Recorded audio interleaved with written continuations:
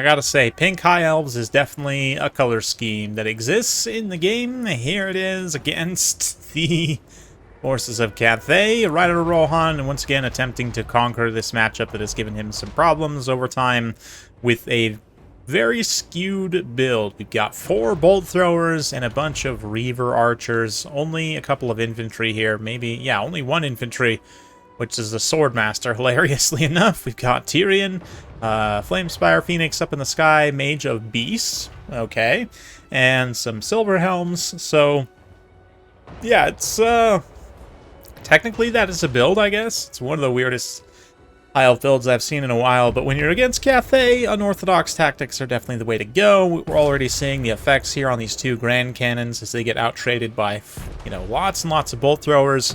Cathay coming in with a bunch of Jade crossbow shields. Looks like 5 of them. Front line of peasant spears and a back line of Jade halberds with Xiaoming leading the way and Felix supporting as well. So, yeah, the bolt throwers already have just destroyed the artillery entirely of 1 unit and now moved on to the 2nd unit here. So, what has it cost them? Well, it looks like 1 unit of bolt throwers has been fully shut down. So, right now they're trading, you know, 900 points worth of cannon for like 700 points worth of bolt thrower, which is quite cost effective if you are the High Elves.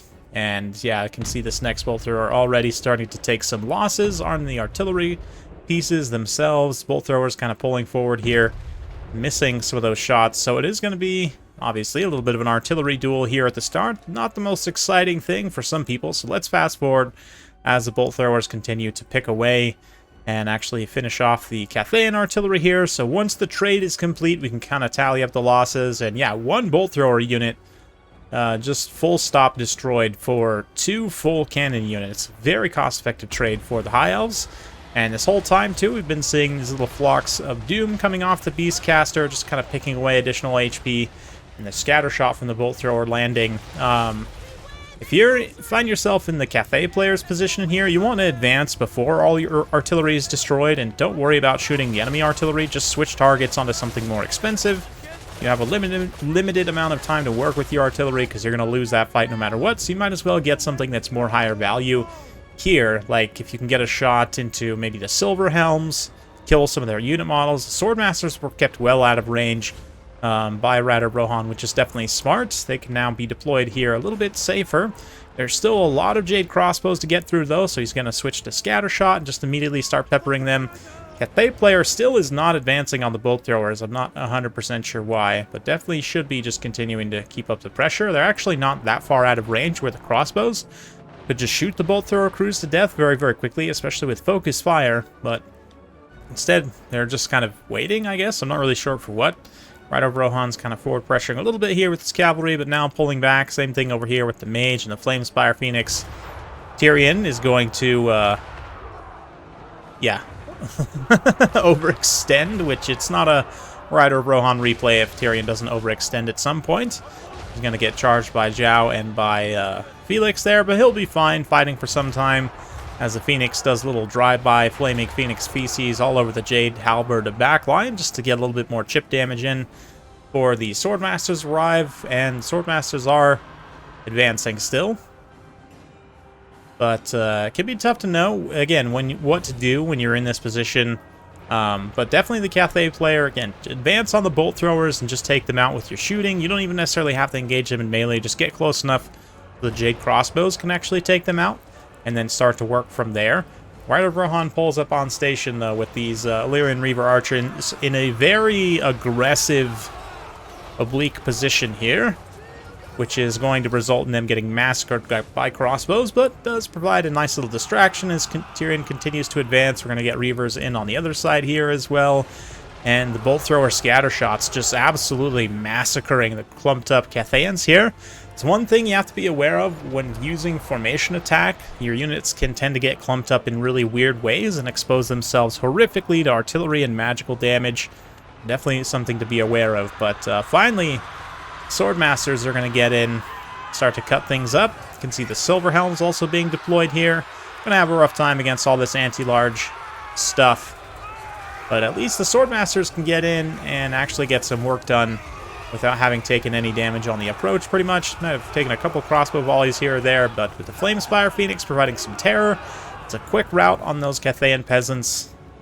And as for the rest of the build, yeah, Tyrion's just been tanking in here while the bolt throwers and the magic and everything else does the damage. Those flocks of doom, just, you know, angry bats, or crows, I guess, just tearing away at the Cathayan infantry here.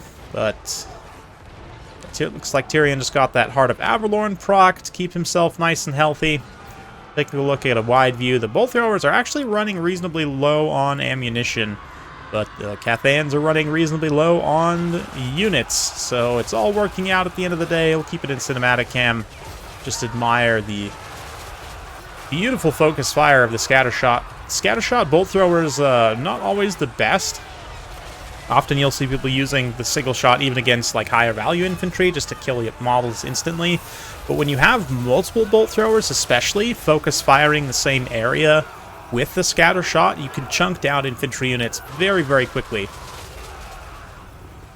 It's quite impressive stuff, honestly. And with the Flamespire keeping the terror route going, lots of cavalry to follow up here. It's a beautiful symphony of death by the High Elves. The Swordmaster's moving in, finish things off. Zhao doesn't even hit his transform. Just fighting in infantry form to, I guess, stay close to Felix. Felix actually gets picked out by the Phoenix there, and that's going to be game. Cathay player throws in the towel, so really nicely done by Rider of Rohan, I have to say. I'd like to see how he's developed this matchup. It's a very skewed build, but it makes a lot of sense. I do think if Cathay were to skew more heavily into long-range shooting, you could potentially have some problems. Like if they went quad cannons, or like 2 cannons, 2 crane guns, or 2 cannons, 3 crane guns, which is, you know, not totally out of the realm of possibility in this matchup. You could have some problems with this if Cathay is able to actually win the shooting fight. But in general, the skewing for bolt throwers with the skirmish cavalry especially, I mean, like if I go, let's say, cut some of these crossbows to take some more like crane guns, and obviously I'm not going to have as much mid-range to try and respond should the Reaver Archers get close and just try and shoot the artillery crews to death, which is something they can do. Didn't necessarily have to here, but definitely like this build quite a bit. Lore of Beasts is an interesting play as well, just to like get lots of DPS against Cathayan infantry, and it's just overall really interesting build, I have to say.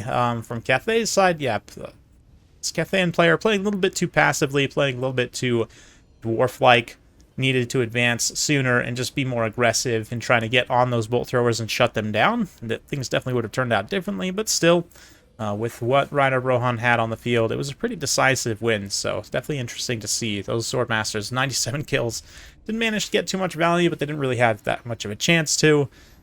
Certainly they could have if things had gone differently, but that's why you play the games. Hopefully you guys enjoyed watching that one. If you did, be sure to like, subscribe, hit that bell notification button. Every time I upload a new video, you'll be notified. Thanks again. We'll see you next time.